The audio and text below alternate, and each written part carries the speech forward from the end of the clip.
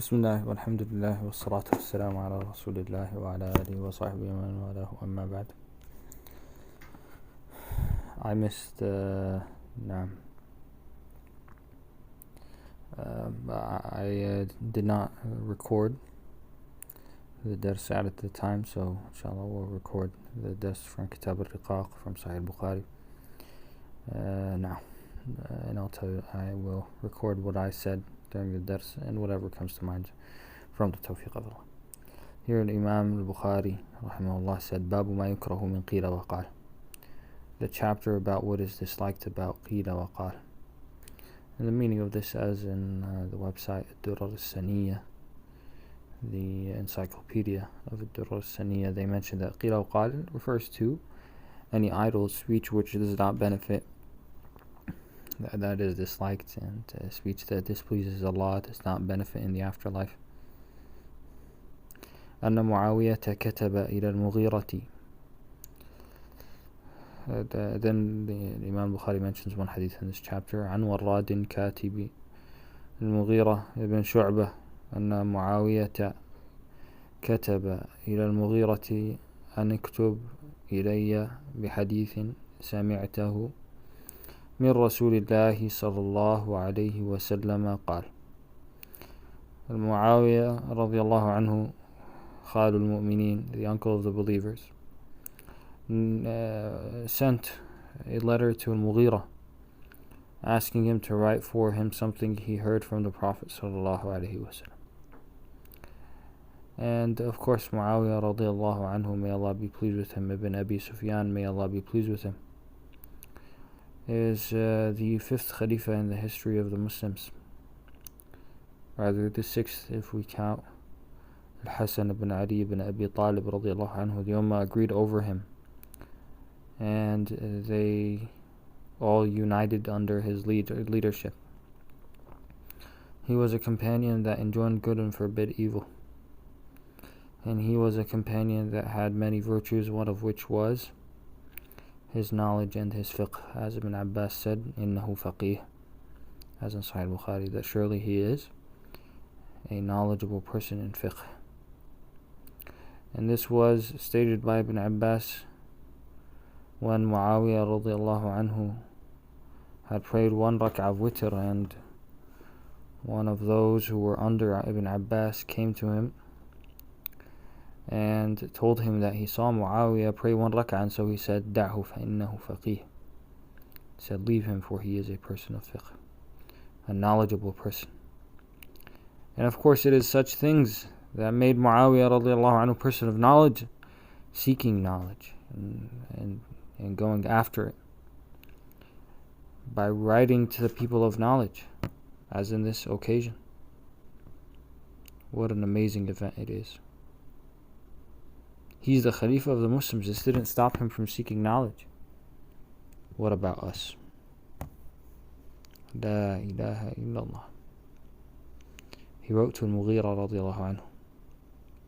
And so Al-Mughira wrote back, أني سمعته, that he heard the Prophet sallallahu alaihi wasallam, يقول عند انصرافه من الصلاة, saying when he'd leave from salah, لا إله إلا الله وحده لا شريك له له الملك وله الحمد وهو على كل شيء قدير 3 مرات. He would say, when leaving the prayer, 3 times this dhikr. There is no deity worthy of worship except Allah, alone, without any partners. That's an emphasis on wahdahu, is an emphasis on the oneness of Allah. La sharika lahu is an emphasis on there being no partners for him. Lahul mulk, for him is all ownership, and he has the kingdom under him because he is the king. Wa lahul hamd, and for him is all praise,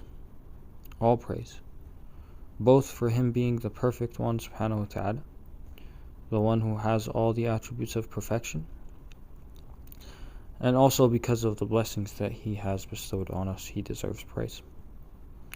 وَهُوَ عَلَى كُلِّ شَيْءٍ قَدِيرٌ, and he is of everything able. What an amazing meaning this is, that Allah is able to do everything. He would say this 3 times. And the effects of this on the heart of the person that is aware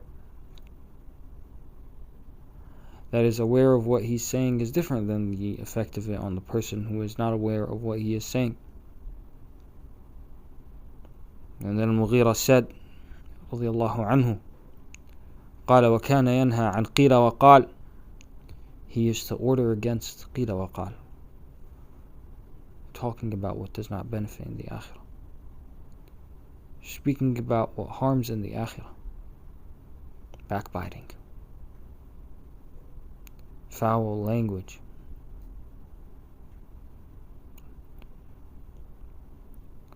وكثرة السؤال, and many questions. Under this goes for you to ask people for money. Under it goes for you to ask questions that do not benefit in the akhirah, or what Allah subhanahu wa ta'ala has not made you responsible for.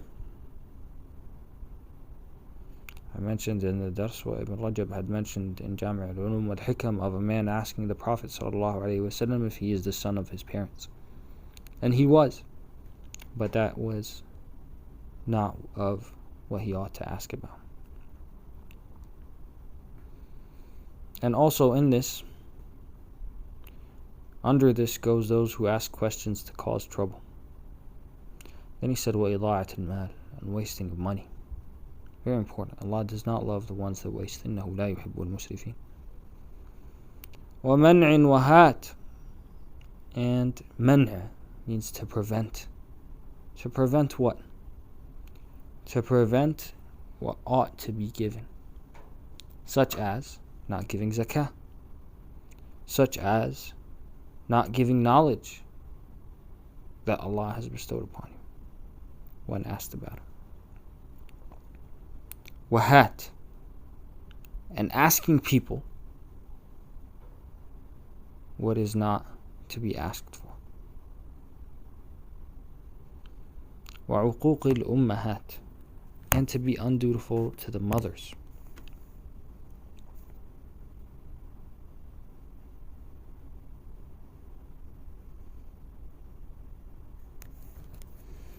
ومنع وهات, here they say منع الواجب عليك من الحقوق وأخذ ما لا يحل, to prevent any obligatory thing on you of the rights of others or the rights of Allah, وأخذ ما لا يحل, and taking what is not permissible. وعقوق الأمهات, and being undutiful to the mothers.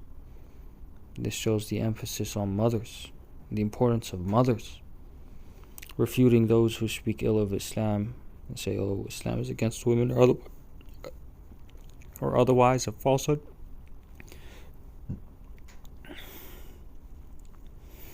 Then he said another thing that shows how Islam gives importance to the vulnerable females.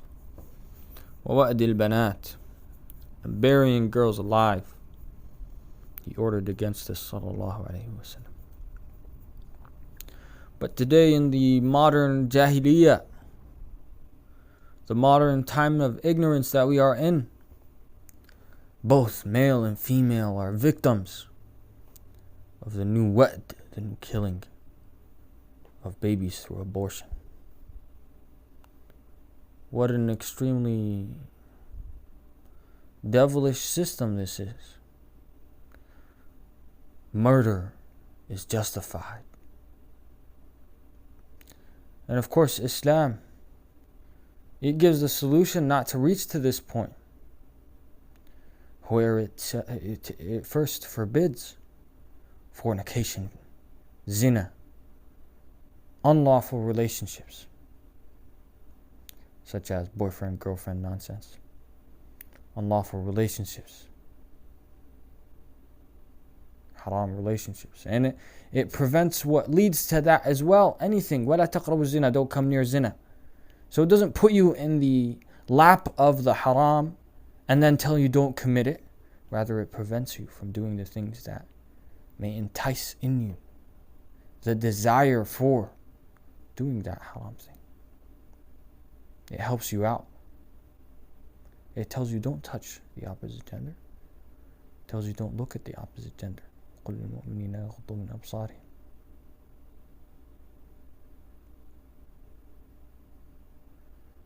tells you don't be in close proximity for a long time with the opposite gender. Don't mix with the opposite gender.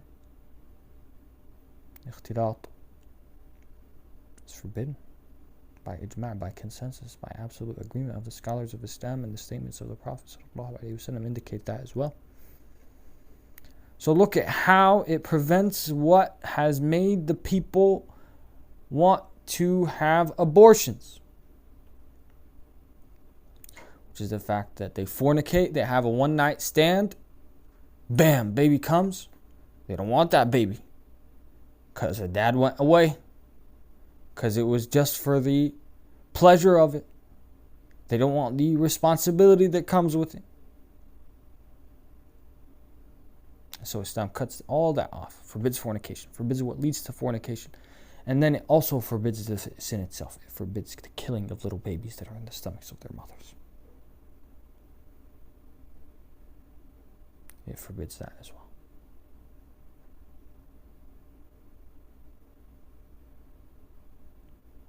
And it also forbids another thing that might make anyone also think of this falsehood, which is that it tells the individual that don't worry for provision. Allah is a Razaq. Allah is the one that provides. And He tells us, if we worship Him, He will provide them. He will provide for us. وَأْمُرْ أَهْلَكَ بِالصَّلَاةِ وَاصْطَبِرْ عَلَيْهَا لَا نَسْأَلُكَ رِزْقًا نَحْنُ نَرْزُقُكَ وَالْعَاقِبَةُ لِلتَّقْوَى. Allah orders the Prophet ﷺ, and by extension us after him, order your family with the prayer and be patient on it. We don't ask you for any provision. We will provide for you. And the best outcome is for righteousness. So maintain righteousness. Don't worry if you have a child about provision. How am I going to provide for it? Because you're not the one that provides to start with. It is Allah that provides. It is Allah that provides. And Allah connected these two things in ayahs where He ordered not to kill the children and that He would provide. He connected between these two things in ayahs that I recall vaguely, but I don't recall the ayahs themselves. Look how Allah subhanahu wa ta'ala, His religion, gives every individual what is due for them, including females. And you'll notice, O listener of this, that such a lengthy dars could not be after Isha, where the people are very, they complain a lot. So, but I took my time, since this is a recording where a person could listen whatever time they want. بارك الله لي ولكم في القرآن العظيم كلام الله الذي تكلم به بحرف وصوت ونفعني وإياكم بما فيه من الآيات والذكر الحكيم وجزاكم الله خيرا. ربنا تقبل منا إنك أنت السميع العليم وتب علينا إنك أنت التواب الرحيم. اللهم ارزقنا الشجاعة في الحق. اللهم ارزقنا قول الحق وفعل الحق والإيمان بالحق. ووفقني ومن أحببت في الله إلى ما تحبه وترضى. والسلام عليكم ورحمة الله وبركاته.